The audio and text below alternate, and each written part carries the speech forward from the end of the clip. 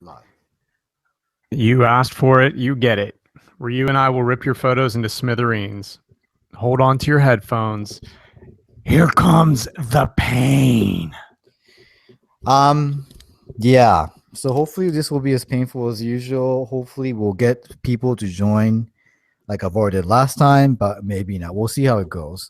We sent out the invite to everybody. So if you do join, just tell us your name, height and weight, whatever else like you want to share with us, and then you can enjoy the live broadcast of Training Ground. So to start off, this is Simon West with the thing that he's doing. Yeah. So people say that we move we say this doesn't need to be here and then we move on to something else, and I guess the thought was that they don't understand why it doesn't need to be here. I think that this should be pretty self-explanatory why it shouldn't be here. But if not, I guess we can go into it a little bit. Um, the key to this picture is that the keeper's face is in focus and that he's looking directly at the ball. So probably the first thing that you see is the ball. Then you see the gloves. And if you couldn't see his face, or if the face was out of focus and the ball was in focus or something, it would just be a dumb, kind of worthless picture. But the idea that it's so clean, first of all, and second of all, that his face is in focus, that's why it doesn't need to be here. This picture's fine. There's nothing else to work on. There's no better version of this picture. It's what it is fine. Yeah, I don't really have any problem with it either. Um, yeah, it's fine. Like I don't really care much for it, but it's fine. Now, this one, I understand what he wanted to do. Like he wanted to just kind of have a picture of the actual in-game TV jumbotron thing and then the lights. But it just doesn't work. It's not a sports picture. Yeah, I mean like it has to be like if that's in the background or the foreground and if there's something going on behind it. Um I mean I've shot scores.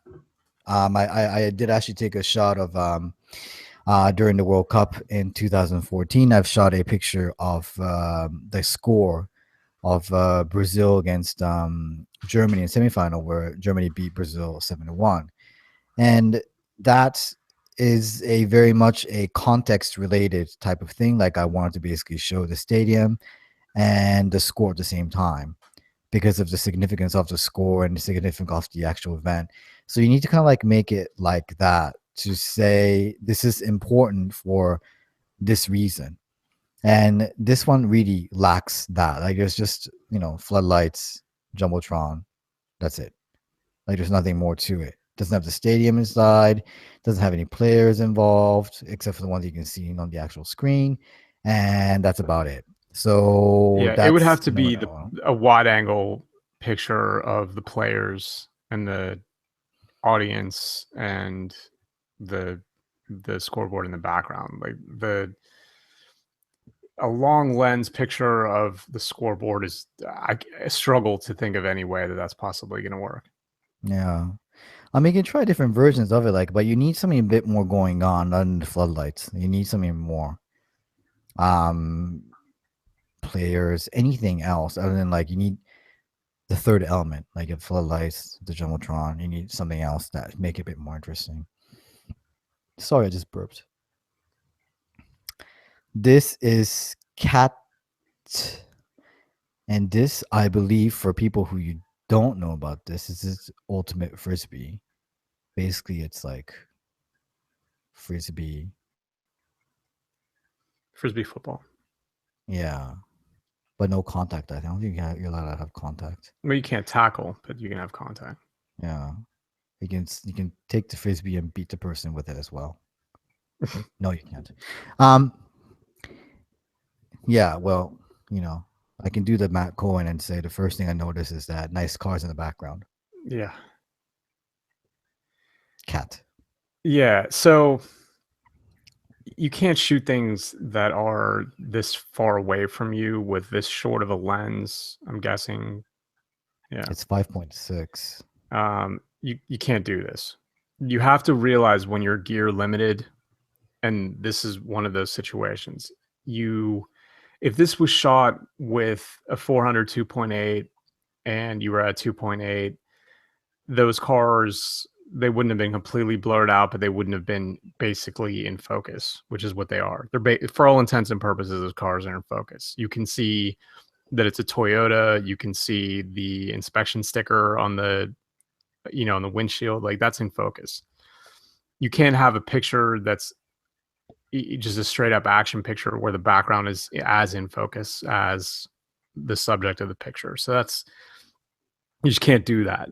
And when you're shooting at 90 millimeters and you're at f6, I'm sorry, f5.6, this is what's going to happen. So you need to be shooting against a cleaner background. You need to be shooting closer to the action. Excuse me. And you need to be shooting, you need to give yourself a chance to get the action closer to you and get the background further away. So you've broken a lot of rules and none of them in a good way in this picture. So it's good timing. Like, the best thing that I can say about it is good timing. Getting the defender jumping in there, that's what you want. And so you can do things like this until you have better gear. You can work on your timing. That's one of the things that you want to work on, but you also need to work on your composition. You also need to work on your positioning. And those are the things that are lacking here. So look around the field, look for somewhere where there's just trees in the background or just grass or even like a plain wall or something like that, and shoot that way. Like, there's no reason that you need to be shooting against cars. Yeah. That's it's going to be, even with a 400 2.8 in this situation, it was going to be tough because those cars were still going to be cars because you're not close enough and they're so close to those cars in the background. Like, you just can't, physics prevents you from solving this problem. I mean, I think it might be an interesting thing to talk about as somewhat we can talk about a little bit over here, but like in the future as well, like how can you shoot sports with lenses that are just not good enough to shoot, which means like the f-stop is basically, hovering around 5.6, 8, whatever. One thing you can do, because like this was actually shot 5.6, that means I'm sure it's a zoom lens, so I'm just gonna check again. Yeah, it was 50 to 100 or something. 35 to 100. That means you need to be shooting 35 in order to shoot f4. This isn't even like a DSLR. This is like No. a pocket camera or something, right? I think, what is it? It's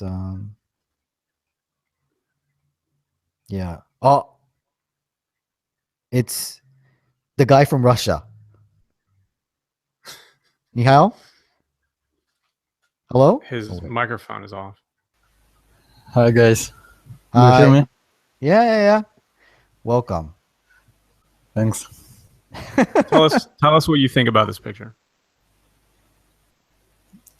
It's not tight enough, but it's a good moment, I think.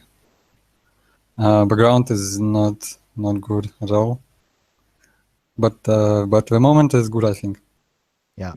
Right, the timing. Yeah. So the thing is like, so if your gear is limited, so if you're going to be shooting 5.6 or 6 or 8 or whatever, really high aperture, the only couple of things you can do, like what Matt said, try to shoot against a clean background. So basically try to, if you're in this, whatever, like closer parking lot, try not to actually like, sit where you can actually see the cars behind the action. The other thing you can do is shoot very, very low. So you're basically, having the camera looking upward. So you have the sky, which is usually a clean background. Or you have the players or the action right in front of you. So the entire frame is filled with the players or action or whatever you want to be able to what you want to shoot, because it doesn't matter like what the aperture is at that point is, it's going to be filled with the action, so it doesn't really matter. But I think sports photography is really one of those few photography things that requires high, like high aperture, low aperture. I don't even know how to actually say that. Do you say low aperture?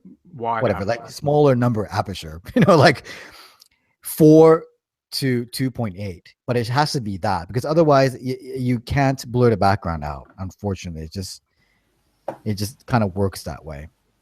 So if you want to, invest in a lens that actually does that, I think it's not a bad investment, because otherwise you're really continuously going to suffer from shitty backgrounds and in focus backgrounds, and it really just destroys the entire photo. So we're gonna go on. Hey Michal, how are you? Everything okay? I'm fine, guys. It's great to hear you and to talk to you. No, this is very exciting. Like I think it's really gonna be. Did you put stuff in the training ground this time? Yeah, I have. Oh, I can't wait. two I can't pictures. wait to like talk shit about Michal's photo in front of him. That's a great thing. Thanks. Yeah, well, hopefully we won't have to, but we'll see. This is Simon West again. Wet ball, I guess, and then he punched it. I'm fine with this as well. Like I don't really, like if I want to nitpick, I rather would just have had just a fist in the ball, because I don't like the goalkeeper's face that much.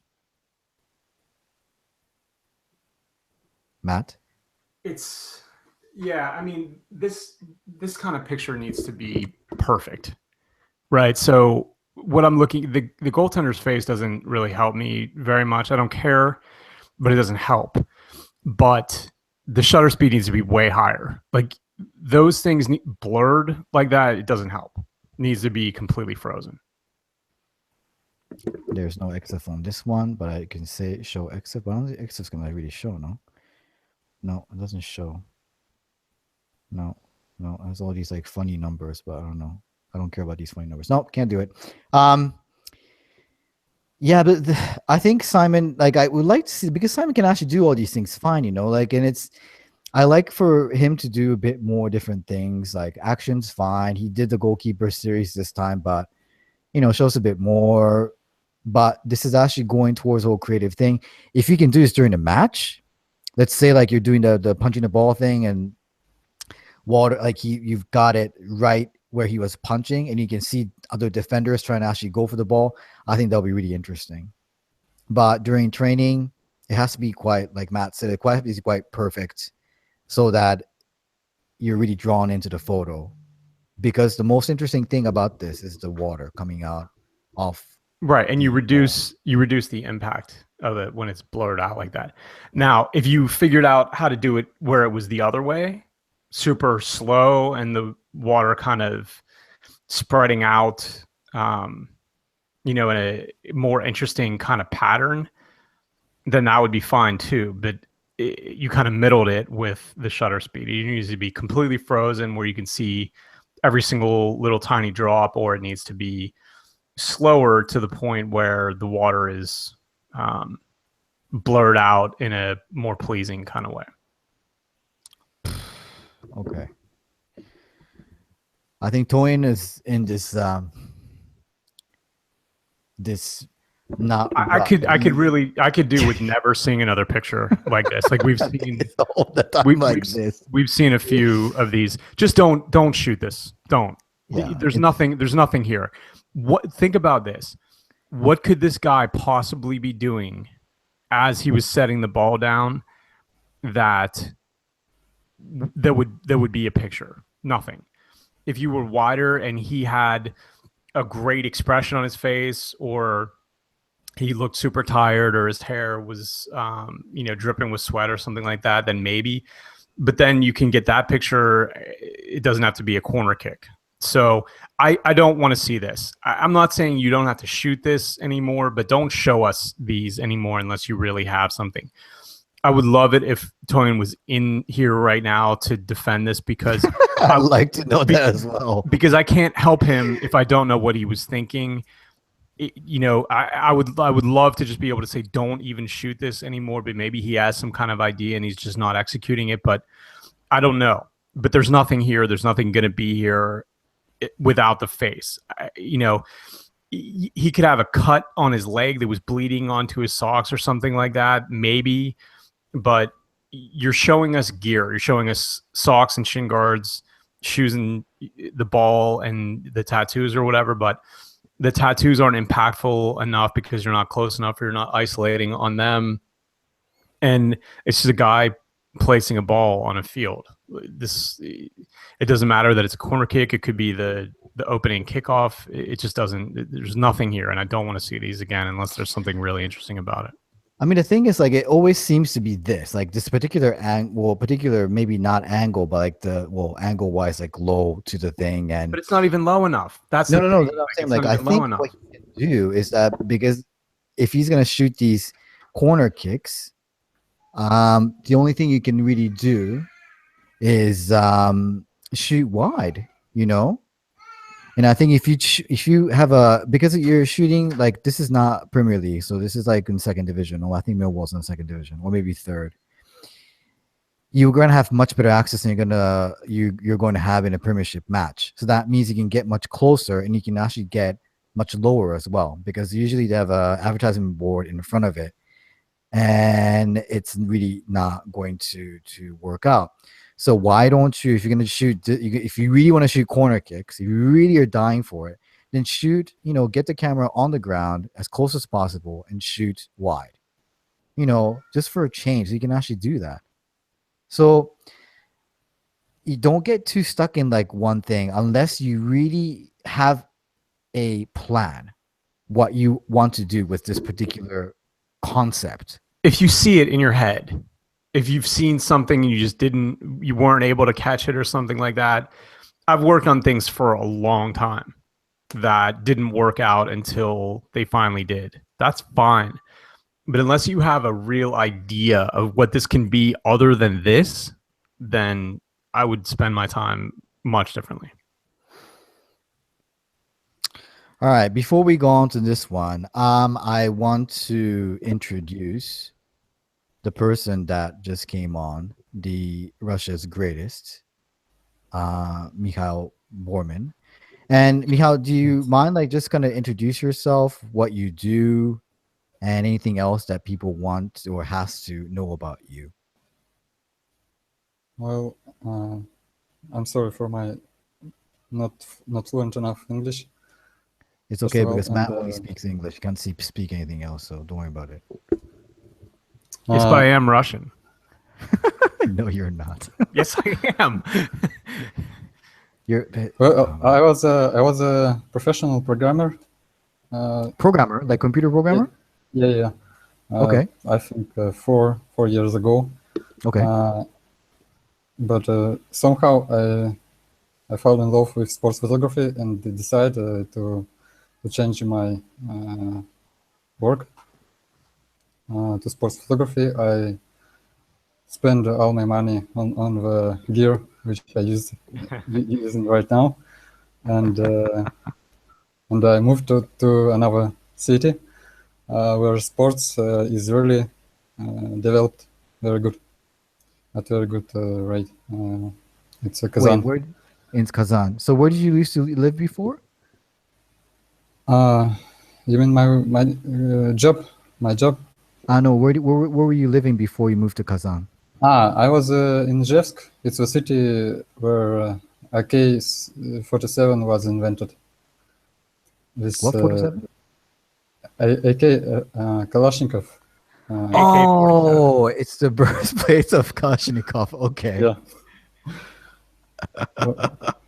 See, you never things you find out on days like one? this. Mikhail, do you own one? Do you own an AK-47? No. Okay. I don't have a AK-47 and I don't have a bear, and I'm not drinking vodka at all. No. So I'm not a regular Russian guy. Yeah, You're not very he's Russian. definitely Everyone Mikhail is to drinks. Russian as I am to cowboy. Yeah, but you wear those silly hats though, Yeah, and silly that's true. boots as well, because you have to, right? I think that's like Yeah, if you don't do you it, have then to. they kick you out. Well, Yeah. they kick you out for other reasons, but Yes, but um. those two. So Mihal, like how is it? Because you are right now a professional sports photographer. Yeah, but currently I don't have a job. Okay. The magazine which I work for about a year, they mm, I don't know the word. Oh, Sports, all sports. Uh, oh, I'm sorry. no, it's okay. Take your time. Uh, Does the the- magazine still exist? Are you still working for them? yeah, they exist, but they don't write about sports that much anymore. Oh, I see. They Oh, how it word, so they okay. fired me and fired some other guys who work for sports. Mm, ah, fuck this. Oh no, it's okay. It's I'm okay. sorry. It's okay. Yeah. No, it's So okay. It's okay. now I'm totally freelance. Well, that's it. Okay, okay, that's fine. That's great. No, because I think it's good to know like what people are doing. Like some people are doing sports photography as a hobby, some people are doing it professionally, and some people like you're just doing it as right now currently freelance, right? Yeah. Yeah, and I think it's important that people know like where people stand in terms of like the world of sports photography. Like if you're working, if you're earning all your money from it, or you're doing it as a hobby, freelance, because like the people who listen to us might honestly only know about us in terms of not the pictures but like what we do with sports photography. Yeah. And there are a lot of people who do it just for fun, like there's different versions of these things. So just to know that you're doing it like that, it's absolutely fine.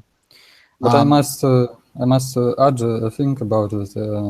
It's quite crazy what I did with changing my job because a program when I worked as a programmer, I got a good income. Yeah. But right now I'm almost broke. but that's fine with me. I'm happy to work as a sports photographer. And but that's not the path for most of the people.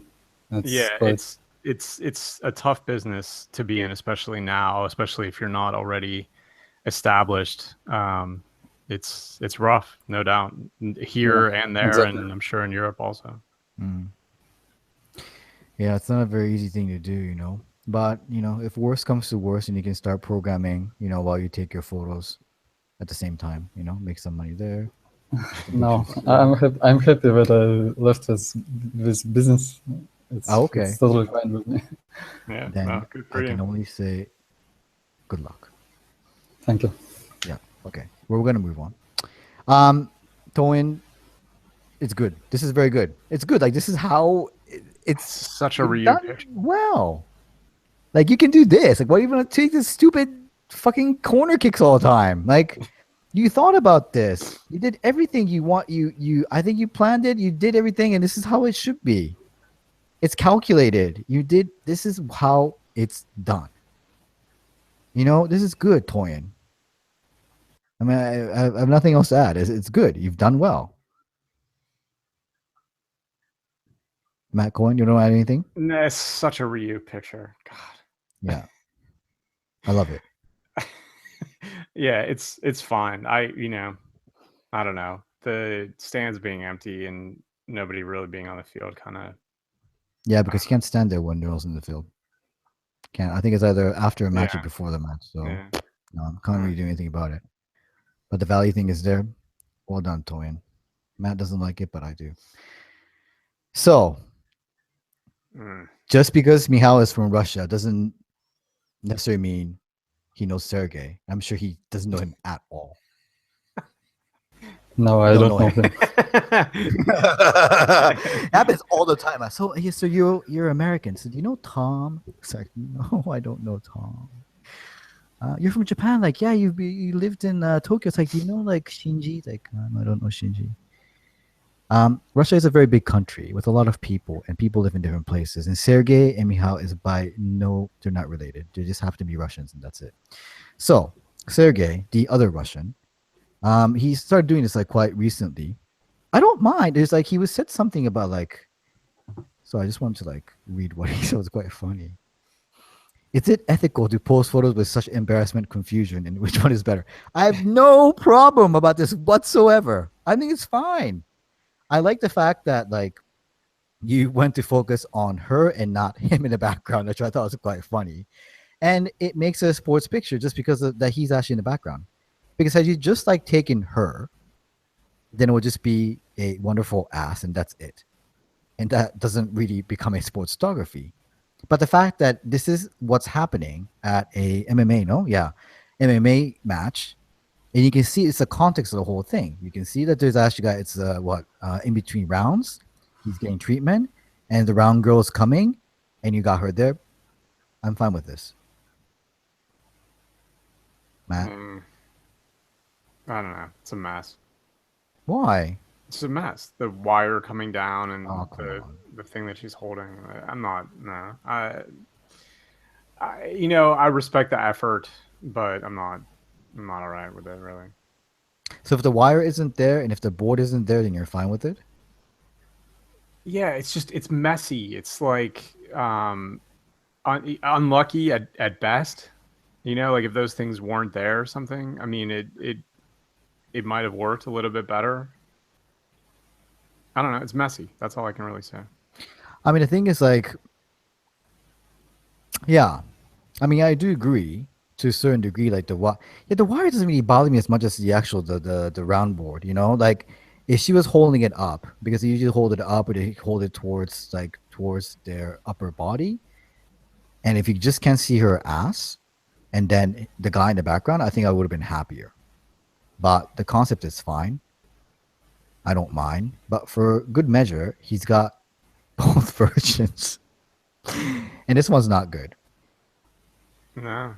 No, not at all.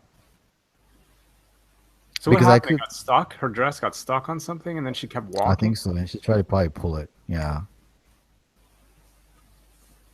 Yeah, well, I mean, if we'd have seen this one first and then seen the other one second, I would say, oh, yeah, this is better. So I guess there's something to that. But the composition on the other one, even though it was messy, was still better than this because you could see what was going on in the corner. Even if it wasn't in focus, you could still see it better. And this is just her from behind and blocking most of what's going on in the corner. Yeah, that's not good. So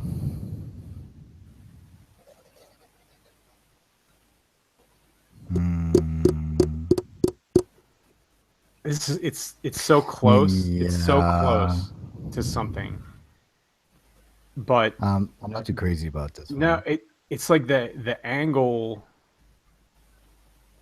This is one where it should be higher, which should be like eye level, so that you're shooting at the head and hands level rather than below. I like the idea of it. I like that it takes you a second to figure out what's going on. But the angle is a problem for me because it's like a 3/4 thing where it should be just straight on. I think that if it was, but I think it's just two hands there. I mean, this really, for me, is a situation like it was tighter with a lot more hands. I think would have been fine with it. Absolutely, But seeing how it is right now, this way, I just, no, not for me. So, Mikhail, tell us why you originally deleted it and then decided to use it. At first, I'm looking for my photos quite fast, and I binned it right away. But a few months after that, I saw it and I thought that it looks quite funny. But you can't you can see another person, and it looks like this hands is his own. Right. Yeah. And that's the only thing which I thought Were there more? Did you is funny. did you continue shooting after this? Yeah, I think so. And there was nothing better than this. There was nothing like part of a head that you could see, or the hands were in a different position or anything. I think there was a better moments and better photos, but this exact moment, the only thing. This was the only one where you could only see the hands. Yeah, Okay. and you can see other person. So I thought it's funny, but Yeah, it's like his own hands. Yeah, it is funny. There's no question about that. I don't know. I think that the low angle kind of hurts a little bit. I think if you were standing and you were shooting straight on with his head, that it would have been just like a more aesthetically pleasing picture. But that's, hard to tell. Yeah, it's not great at all. No, Miha, I don't like this one. Yeah, that's fine. I'm just trying to like think every which way. How could he have actually made it better? And I think, because these things happen quite a lot in football, like celebration thing, and you actually like hands not where they're supposed to be, and it looks like it's someone else's hand, but it's not your hands. And I mean, sorry, it's not your hands, but it's someone else's hand. It looks a bit awkward. It looks a bit funny. But to me, I need a bit more than this. Like I said, I think it was a lot more hands, like maybe one more set, and that's actually happening would have been even better. But I think just like one more set of hands, to me, it just doesn't go. But thank you for joining us. Sorry. There's another one. Yeah.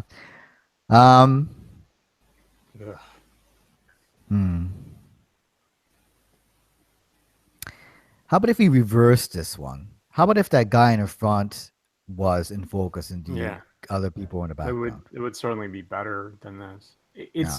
You have to do something really special for an obvious subject in the foreground to be out of focus in favor of subjects in the background to be in focus. It has to be something magical, and that's a really high bar, and definitely not crossed here. If he was smaller and off to the side or something like that, and you could see like this wall of riders in the background, that would be better. But you also have the problem of a bad background here with a truck or van or whatever it is. That doesn't help. 5.6 as well. Like it's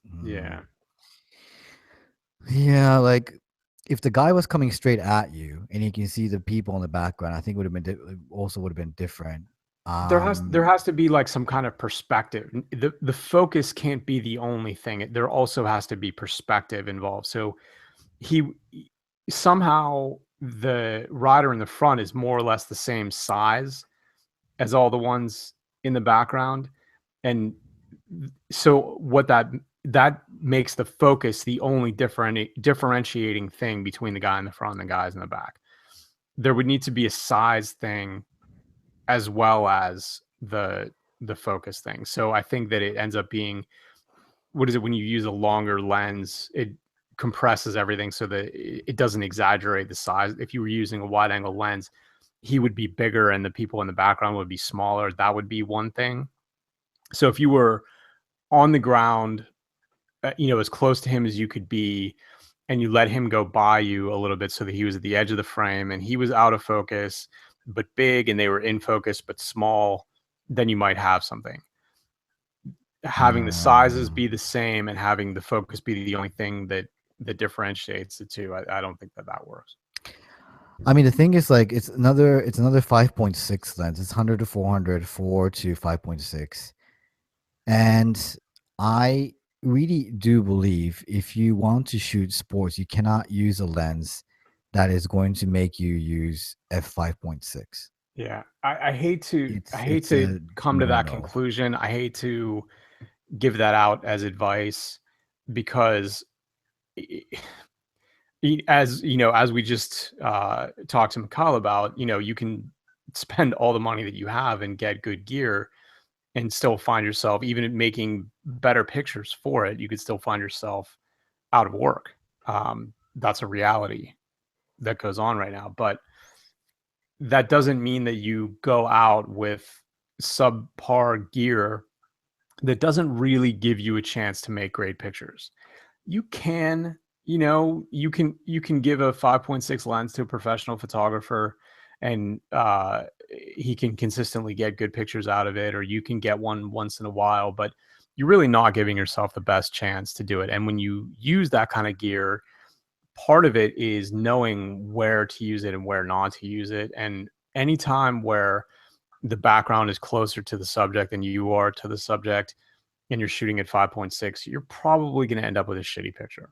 Yeah, I mean, like, it would be interesting. Like, I would like to at some point during this whole big lens fast shutter that Matt and I would get the lowest whatever DSLR possible in the market. So there'd be Nikon or Canon or Sony, whatever, and try to shoot it with a kit lens and see what we can actually do. But I will guarantee it will be very, very difficult to do. And that says a lot about the technology behind all the cameras and lenses, and that you do need a certain level in order to do it. But saying that, if you do want to get a lens that is not 5.6, then yeah, I mean, there are other lenses you can buy. It's not very expensive. Like, you can buy, like, in all serious, you can buy a 50 millimeter lens, 1.8, and you can try with that. It's going to be much shorter. You have to get a lot closer to the subject, but it'll probably produce much more interesting pictures than like this or Cat's picture before. Yeah, it's so important that you give yourself a chance to get a good picture. And if you don't feel like spending $5,000 or $10,000 a lens, which is a totally sane, it's a totally sane position to have. Like, I'm just not spending that. You can get cheaper lenses, and it doesn't even have to be a 70 to 200 for $2,000. You can get an older 70 to 200 or really old 80 to 200. You can get a 50 1.8. You can get an 85 1.4. I mean, 85 1.4 is like, a used one or something like that is like $800 or $1,000 or something like that. And you can get amazing pictures from that. But yeah, you do have to, like, talk with your wallet and decide like how much you want to spend. Right. But you still, no matter what you have to adjust how you're shooting and where you're shooting from based on the gear you have. And if the best that you have is a 105.6, the number of things that you can do with that lens and still get good pictures is very small.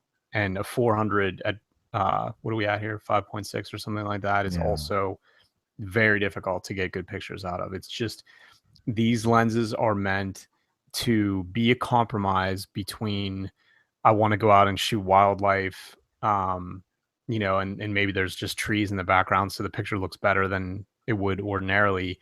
But then you take that onto the street, or you take it into a stadium, and there's distracting things in the background that you can't do anything about, and it just exposes that lens very quickly. And it sucks. And I hate to be the guy that tells you need to spend a lot of money, but to get a picture, to execute pictures on a regular basis with busy backgrounds or something like that, there's no other choice. Otherwise, you're shooting with a short lens on the sidelines, like, as only shooting things that are happening very close to you. That's really all there is to it. So, Michal, this is very interesting. Not the picture, but I thought about because I currently, like, I own a Switch because I fucked up my knee, and my wife bought me a Switch for my early Christmas present. And I've been, like, watching YouTube videos of esports, so I'm not really interested, like, in actual competition thing, but I always thought it was really, like, quite interesting, the whole esports thing, like, just basically, like, watching other people play video games. And certain things I've actually seen, which is really interesting. Like, I don't think I can, like, watch it all the time, but once in a while, like games that I actually know how they work, it's very interesting. But what I continuously thought about is how can I make this exciting if I have to take a picture? And I Yeah, think it'll be so difficult exactly. because there's not that many moments in because there has to be emotion, right? Concentration like you have over here, emotion, celebration, sadness, and that's basically it. So there's only emotion involved in esports because the fact that like you how many times can you shoot a guy tapping on the mouse and tapping on a keyboard? You can't. There really isn't that much. So I would like for you to do this again and see what you can actually, because I'm interested because I've only seen really shitty photos of esports in general, and I thought it must be one of the most difficult thing to take a picture of because there's so little movement involved action wise. So that all is going to basically depend on is going to be emotions. Your thoughts, Mikhail? Uh, for now, I shot esports for quite a few times, and yes, that's really boring thing to shot. Yeah. There's not much going on, and the only action that is present is inside these monitors, inside these computers. And maybe esports needs a sports photographer to shot what's going on I mean, like, the arena. go ahead. Arena, I'm yeah. sorry. The only good things about sports photography, good plots maybe, is some interesting things arrangement, or I don't know. Well, so there's not much emotions, yes, and that's basically it. Because I was thinking like can't what say. you can possibly do is that you can actually like get the guy in a silhouette and you're basically focusing on the screen, but the thing is like the screen itself has to show some action. So Yeah, it cannot be like, League of Legends because it's too small, those things. But if it's like, Street Fighter, or if it's like FIFA, where you can actually see on the screen what's going on clearly, like guys won or guys lost, and the reaction of that player in a silhouette. But obviously, the silhouette has to be quite clear as to the guys won or lost, or that kind of stuff. But yeah, I mean, I think it's worth a try to see like if you can actually take pictures of esports that is really compelling, because I think it's a good market to get into right now, right? Esports, yeah. because it's quite young. There's a lot of money in there. Exactly. And there's really whole shitloads of shitty photography there. So this could be your market. But it will be I would find it very, very difficult to do. But you never know, huh? You could be the most famous esports photographer ever after this. I don't think so. But I mean, the biggest part of this job would probably be getting them to make changes to the lighting and the setups and all of that kind of stuff to get better pictures. Because it just seems like, if you're just sitting there with computer monitors and guys and like dim lighting or something like that, that there's really a limit to what you could do. But if you got them to light it like a boxing match or something like that, there would be, and set up the monitors in interesting ways, that would be a lot more photogenic. But I would wonder if they would care enough to do that. But also, I think it's worth mentioning is that all these monitors is when you shoot them, you can see this line is on the screen. So Yeah. it's not a perfect picture of Right. what is going on. And The scanning, yeah. And also we're using big monitors for spectators on the big matches. and way a lot worse to shoot. Yeah, I think that I the tried. scanning can be overcome with different shutter speeds. I think you kind of have to find the sweet spot on that, just based on the refresh rate of the monitor. Yeah, but the colors are still very Oh yeah, very the very far off. colors, yeah, and the exposure, all of that's going to be a Yeah. problem for sure. But because So, this is like, it reminded me of when I shot what is it, chess boxing, you know. But at yeah. least like chess boxing, you can see that like this fucking really big guy was playing chess, and that's interesting just to start off with. But just like, you know, normal looking people playing video games to make it interesting. But yeah, I mean, please keep on doing this and it's like show like what you can actually get, because it's a new, you know, genre of sports, and I think it's possible to do a lot of different things. My daughter is really bothering me right now. Is this what? Right, I'm gonna move Okay, on. I'll post maybe a couple of our pictures from the Yeah, sports which I shot. yeah, definitely do that. Okay. I don't know him, but we love him. It's David Hewison, and I'm not too crazy about the picture. No, you can't. I mean, like all the work involved in getting the sponsor to be legible goes out the window when you have the front of the car cut off like that.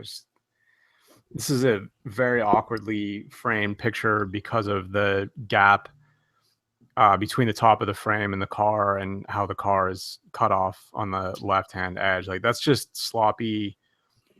You're too locked in on getting the panning speed right and the zoom effect or whatever is going on here. But it's not, all of that work goes out the window when the composition itself isn't right. Like you still need to frame the shot properly, and it's not here.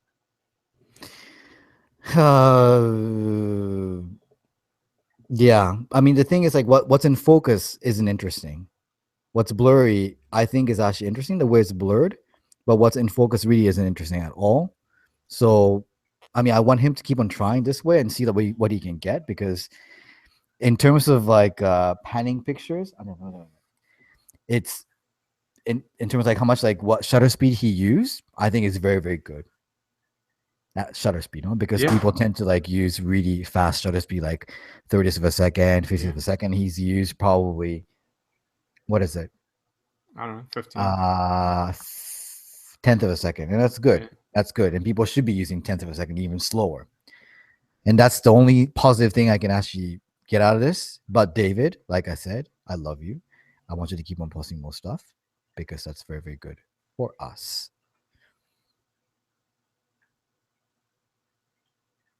Matt Cohen. Yeah,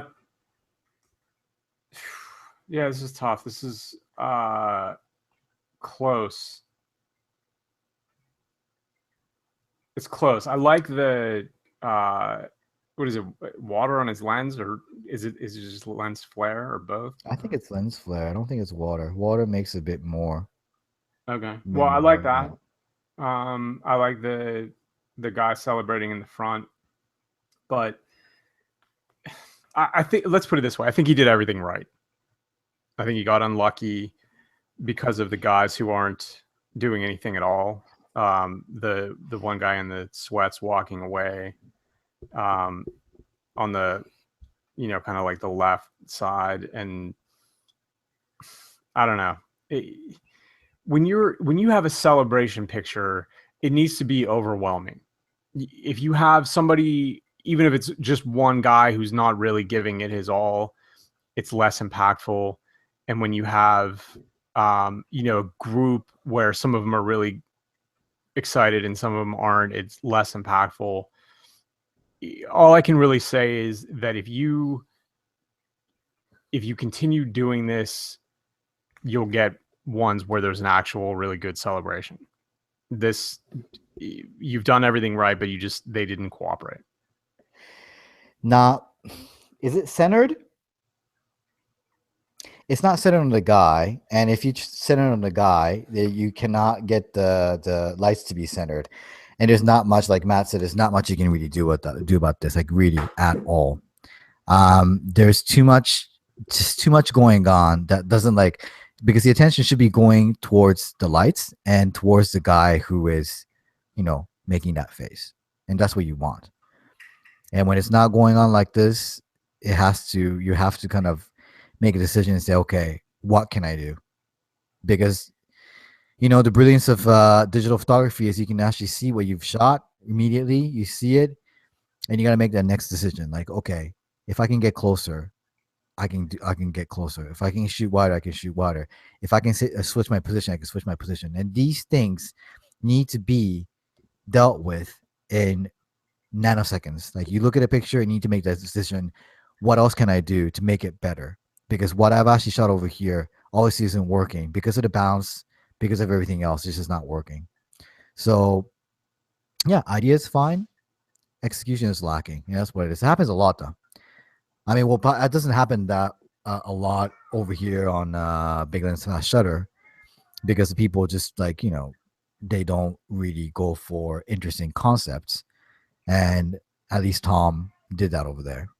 And that's to be commended for. But I cannot give you a gold medal for effort. We need gold medal for the actual results. And this is a no-no for me.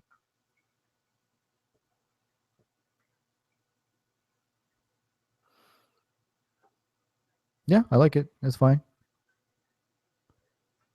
Am I going? It's not sharp enough. It's not Really? sharp enough. Yeah. Where? All of it. Yeah, man, look. No? No. It's Explain. It's great timing. It really is. The composition is interesting. It's just, it's like the maybe it's motion blur. I don't know. The punching the ball where he, where it definitely stopped the action, but it could have been sharper. I think that's probably what's going on here. Punching the ball? What ball? The goalie, the one, like the first picture with the water coming off of it. Oh, I see. Yeah, I think that's what's going on here. I think it's it's probably perfectly in focus or whatever, but it's like suffering because it's dark in there or whatever. It's suffering from motion blur a little bit. That's my guess. What I don't like is that I thought about this as a color image and it's not that interesting. That's one thing I just thought about, and that it's the trick of black and white, where black and white makes everything better, and it really does. I think it's the magic of this voodoo magic of black and white. It does, and this just to me, in hindsight, I'm fine with it, but upon further review, like, I'm not too crazy about it. Not about the whole sharpening thing, but just rather the fact, like, it's maybe everything itself isn't as interesting as I thought. And the reason why, I can't really pinpoint as the reason, like what the big reason why is that I think the focus should really be going onto the hand, which is not in focus, or the hair, or everything else, And these things really have to come together in order for it to be very, very interesting. And for me, it's all right. And there could be even better action. For instance, if the guy or the girl, I don't know who's doing it, could be upside down. Then it's actually more interesting. If you actually like take this and he's actually in the air upside down and grabbing onto the thing and he actually gets a shot of that. I think that's far more interesting than him just doing this, because it doesn't look athletic enough for me, especially as a gymnast,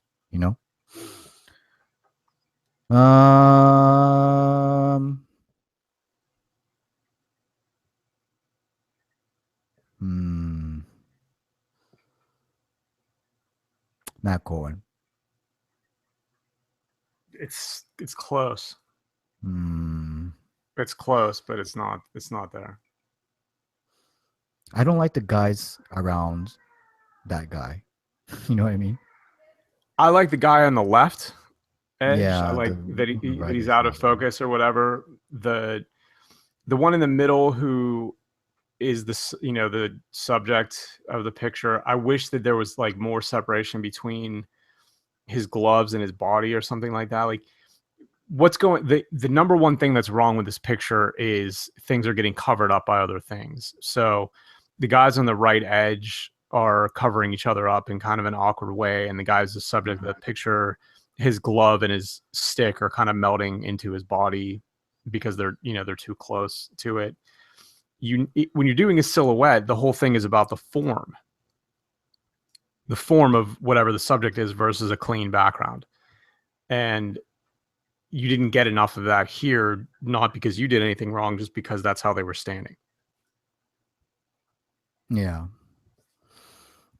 You want an interesting kind of form, and it doesn't have to be super obvious. Like he doesn't need to be holding his stick out, inspecting it, you know, so that you can see it's definitely a hockey stick and you can see the curve of it or something like that. But you really shouldn't have to figure out, okay, I can kind of make out his glove and the top of the blade sticking out of it. Like that's too much to ask of the person looking at the picture. Like it should be, you know, if he's holding it, you should at least be able to see that the blade is, you know, more or less perpendicular to the stick. I mean, something like that. Like you need a little bit more separation between the forms in this so that it becomes what a silhouette is supposed to be. A silhouette isn't just, oh yeah, the subject is dark and the background is light. The silhouette is to accentuate the form of what's going on, like a black and white picture is to accentuate the content of the picture over, you know, overwhelming colors or something like that. Like there's a reason that you do those things,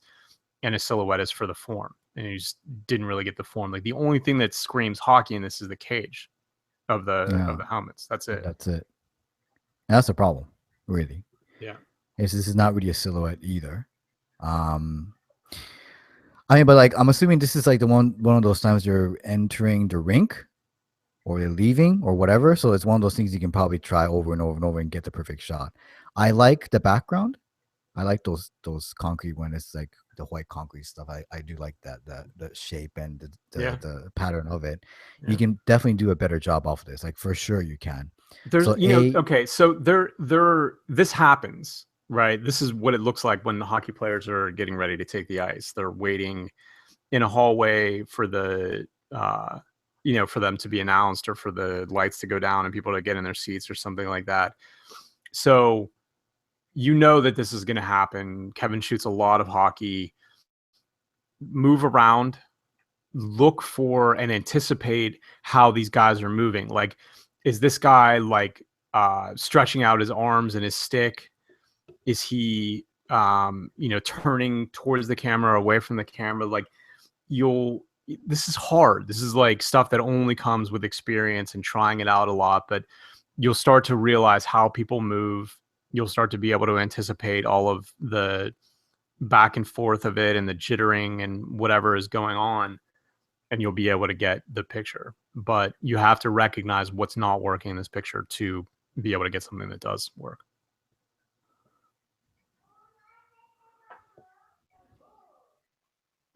No.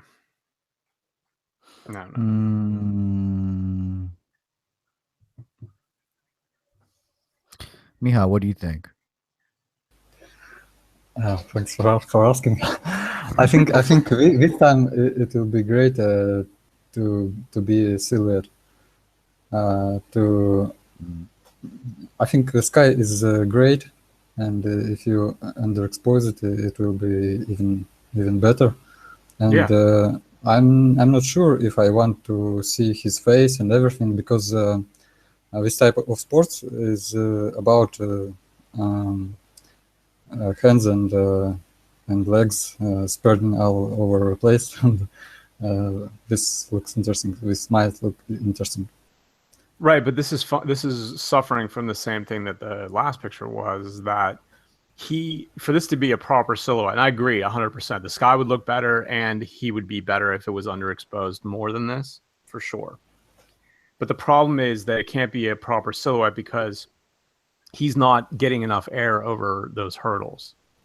He would have to be completely over the hurdle. Like all of him would have to be over the hurdle for it to be a good silhouette. And having his back leg covered up like that and having his front leg covering up the hurdle. And really, this guy doesn't look like he's super athletic to me. That's a problem. Like, the idea was here, and if he had underexposed or whatever, then he would have done everything right, and he just would have been shooting a guy who's not athletic enough to get, into a good position and really be able to get over the hurdle enough. Yeah, it's not easy, because you don't want the legs and the body to kind of be like part of the hurdle itself. I didn't really think about the silhouette thing until Miguel said it. It's true. Like, I would like to see this as a silhouette because of the fact that the sky is very, very nice and it would actually work very, very well. But if I see this image as a silhouette, it doesn't work because he's basically one with the hurdle, and that's not what you want. Being athletic for me, it doesn't really I don't really care because like the fact that his form is he's actually spreading his arms and that actually will look good in silhouette. But how can you basically like cut him off from the hurdle? And then you have to really start thinking about angles. Can you shoot from lower? Can you shoot from the side? Can you shoot from somewhere that you can really get him separated from the hurdle? Then you can get a silhouette. Then it will actually what would actually work. But yeah, it's Tim. Yeah, keep on trying. I like to see a bit more of it anyway. And I'm really happy that people actually are trying different things. Like Kevin's doing the silhouette thing, and Tim's doing the silhouette because like people go crazy with the panning thing for a while, and then they try different things, and that is very important that you do all these like new things. And you keep and continue to do it over and over and over until you get good results, and you move on to another technique, another one. So you have all these like techniques under your belt, and you can use them whenever you want to use them because you practice. You know exactly what you have to do. Saying that, I'd like to thank Mikhail for coming.